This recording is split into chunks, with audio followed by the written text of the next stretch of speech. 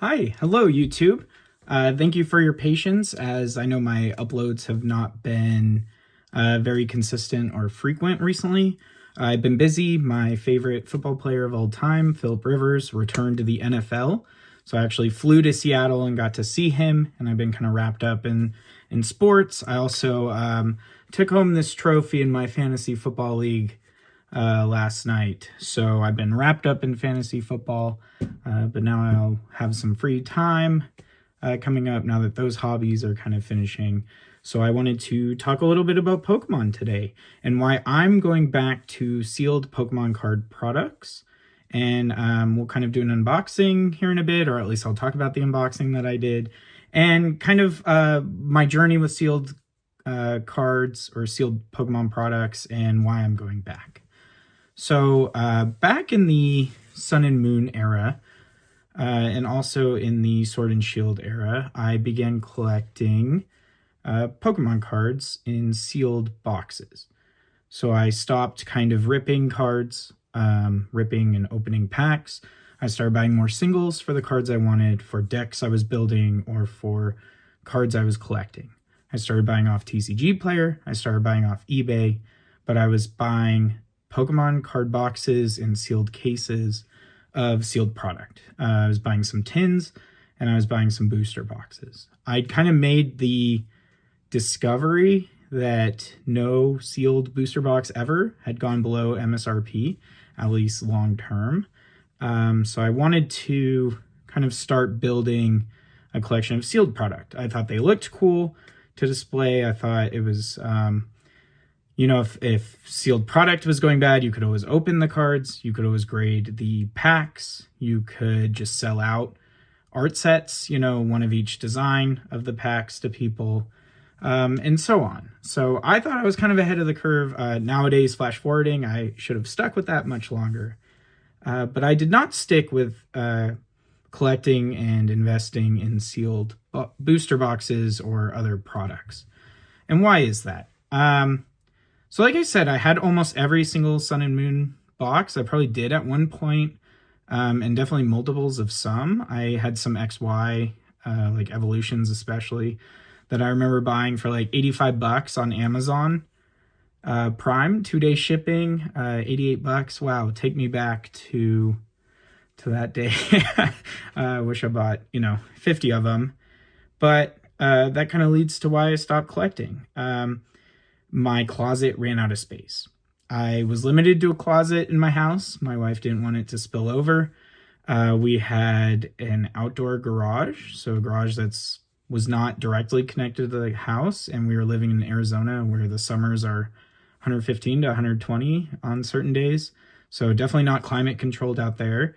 So my closet simply filled up.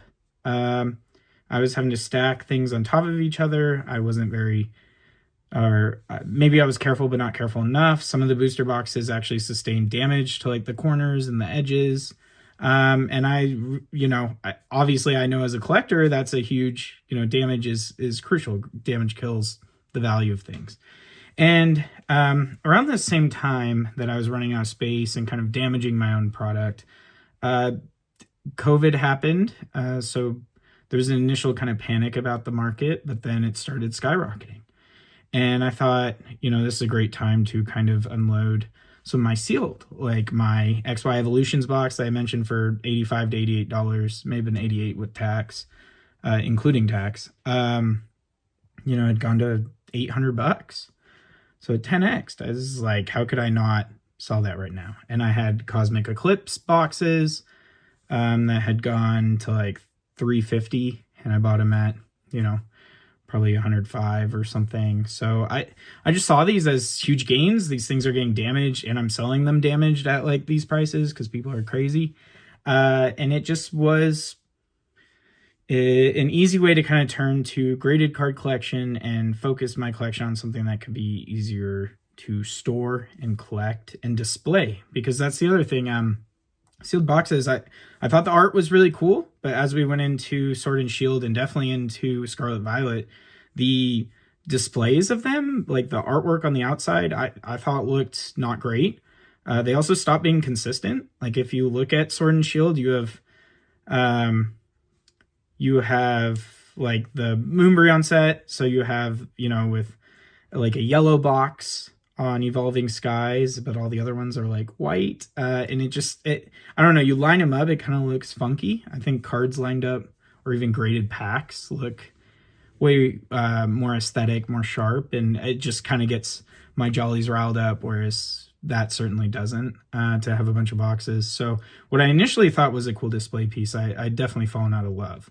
So that's why I pivoted to graded cards, graded packs, some raw cards, like a binder collection to get a cool binder collection. But I'd also kind of pivoted out of that because I kind of like things you could prop on the wall. And although I like scrolling through a binder, you can't just kind of prop it. You have to leave your binder out. And yeah, sometimes I'll take the time and flip through. But generally, I liked things I could kind of mount on a wall. As you could probably see, mounted behind me, even my plushies are kind of hung up somehow. So that's how I got more into the graded game.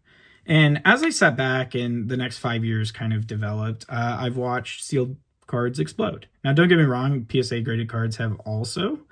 But with what's going on in the graded card market, some of the scandals with PSA and all of that, it feels kind of dirty. I kind of hate to use that dramatic word, but it feels overly monetized. I mean, grading always kind of was, but there was some value to like protecting your card and keeping it sealed and having like a very defined value.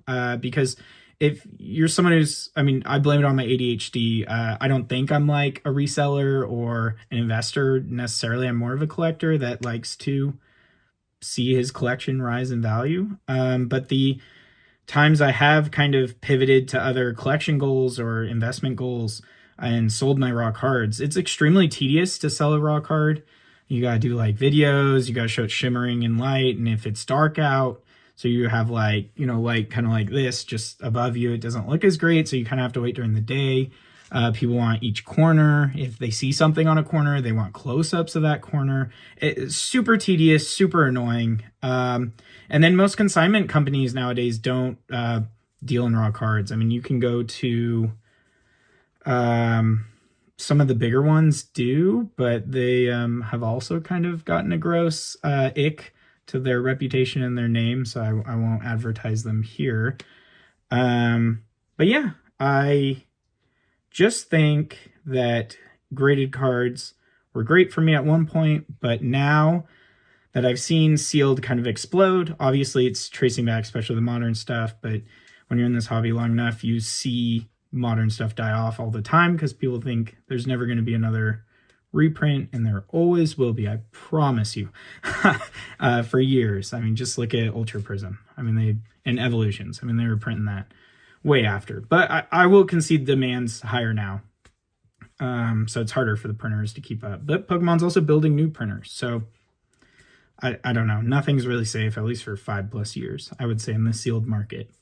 So where does that leave me? And why am I telling you I'm going back into sealed cards? I think there's an underrated product in the sealed card market. I know a lot of people point to like tin boxes or collector pin sets, whatever, because they don't, or ETBs even, because they don't get reprinted as much. However, I think there's something way cooler, way better to display, easier to store, and looks sweet. And you'll be seeing an unboxing of it, kind of probably right here to the side of me. And that is pre-release kits, or also known as build and battle kits, depending on the era that they released in. So what is a pre-release or build and battle kit? This is something that when you go to a local store, they'll host a tournament, kind of releasing the new set.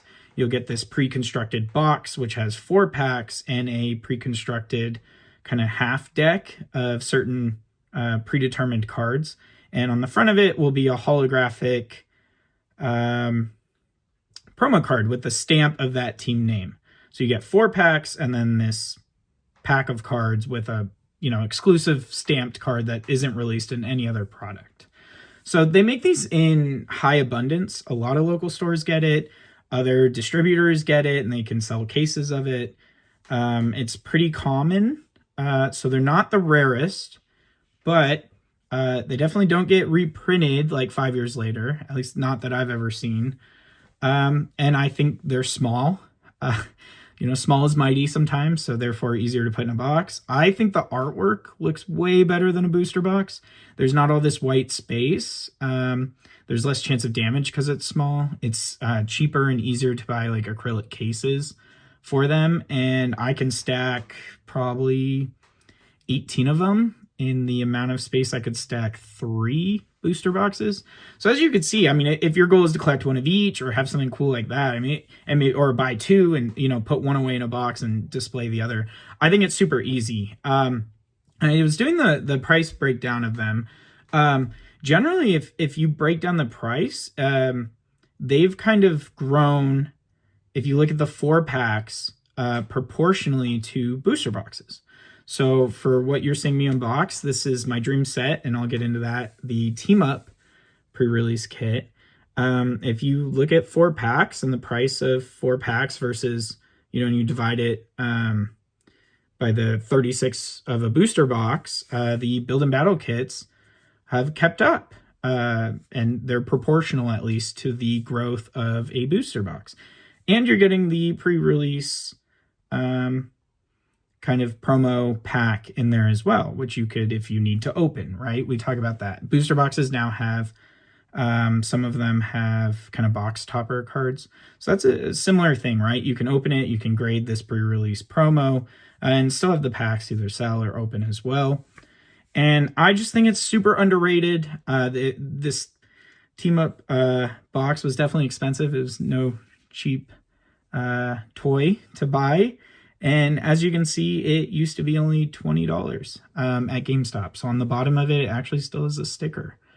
I did not know that at the time I purchased it. I definitely found that out after I purchased it. The seller offered to heat dry it with the hair dryer and kind of unstick it. But I decided to leave it on. Sometimes it's kind of cool to have a mark of history, and it's actually very nostalgic for me because I did drive around raiding some GameStops back around that time, because people think it wasn't until COVID things exploded, and no one cared about product, etc. before that, but that is not true. The pre-release packs were very popular for Team Up because each promo, except the Nido Queen, was very playable in the TCG. Well, let me rephrase that. The Jirachi and the Zapdos, super playable cards. Everyone wanted them in their deck. And the Charizard is Charizard. Everyone loves Charizard. So I was chasing the Charizard promo. The very first pre-release I went to, I pulled the Charizard. I'm like, yes, this is the coolest thing ever. One and done. But I wanted more. My promo definitely had like a white dot in the corner or something, and I always wanted a 10 of it. I thought the art was super cool. I think the hollow pattern on it really complemented the stamp in the corner, and it was kind of nostalgic. This was the set that actually got me back into the hobby after several years off going through college and whatnot. So this is the first set I got super into. It was leaving law school to go to tournaments and stuff, and I was a big believer in the kind of game mechanic of the tag team cards, and I actually won my very first games ever using the Pikachu and Zekrom tag team cards. So that card will always have a special place in my heart for sure. And so that's why I have a lot of nostalgia for this. Did it hurt paying what is it? God, I don't know. 30, 40x on a product I bought maybe 5 or 6 of them at GameStops for $20 back then. Yeah, it hurt. I was like, why didn't I keep some of these? Why didn't I, it's too late. I shouldn't invest in it now. But I looked at the booster box being 8,000-9,000 and I was like, this is proportionally equally valuable, and it comes with this way cooler promo pack deck, and I think it looks better to display. It's harder to damage, and the artwork on it's cooler. So I think it's actually underrated. I think it's more rare probably than a booster box. Maybe not Team Up specifically, because that was pretty short printed. But if you're looking at more modern ones, I mean, Evolutions or Evolving Skies, I mean, I'd rather have the Build and Battle kit, I think, than a booster box of those. I just think it's the Build and Battle kit for Evolving Skies, at least. I mean, you get it for $200-300 when the booster box, 10 times that. I just think your money goes further, especially if you find kind of cool niche sets that weren't pertinent too much, like Lost Origin. You have the Gengar pre-release, and that's getting pretty valuable in the secondary market. I think PSA 10s go for like $400. I think the artwork's sick. He's like jumping off a roof with a moon in the background. So why not, right? Invest in that. That's kind of my thought. And it's not really investing. I mean, it's collecting. I'm definitely going to start with my nostalgic ones and booster boxes I kind of passed on or sold that I regret. I'm going to kind of go for those pre-release kits. So expect more unboxings in the future. Probably a lot more pre-release kits coming your way. And yeah, let me know if you think that's a good idea, if that's a bad idea. I just think if you're going to collect sealed, why not, go for the small and mighty. And I think the value retention looks great. And I think you'll have the best display in town. If you had a wall of like everyone that's ever created, I mean, that would look super sweet. So yeah, because I'm kind of salty about graded cards right now, not saying I'm going to stop buying them, but definitely the modern ones, I'm going to look at a little more cautiously than I've been. But decided to kind of fill in more of the holes in my binder collections. So I have a full binder almost complete, but there are some glaring holes. And as you'll see here, I'm doing an unboxing to kind of fill one of those holes. And that is, and I know I've talked about it previously on this channel, but that is for I kind of want a full 2 pages of the big 3, the Charizard, Venusaur, and Blastoise original artworks and all the reprints of it. But I may stop at like the ones that are getting kind of redundant, the modern ones. But maybe I'll go back and add it. But the ones I'm missing, as you'll see here, I have now purchased the Shadowless Blastoise. So now I just need the Shadowless Venusaur. And then what's going to hurt is the first edition copy of each of the big 3. So that first edition Charizard is going to be really sucky. It's going to be a big purchase for a raw card to just sit in a binder. But again, for all you binder collectors out there, I'm joining you. I'm going all in on this. So that's kind of the video here. Let me know what you think about my Shadowless Blastoise. And I do know it had some damage. I kind of bought it, as a lightly played or worse version, just for the binder to look cool. I know if I ever decide to sell it, it's going to be super annoying. All you picture and video hounds out there, I see you. But yeah, most importantly, let me know, are you a sealed collector? Are you thinking of picking up some pre-release kits and adding those to your sealed collection, or am I crazy? And if you could like, subscribe, and yeah, hopefully you're enjoying the channel, and I hope to bring you some more consistency coming up here with this channel now that I've won that glorious trophy. And if you're in fantasy football, drop a comment below too. Let me know that. Let me know how your season ended, and hopefully we could build some more memories together as a YouTube channel. So thank you all. Have a great night, and see you on the next video. Bye.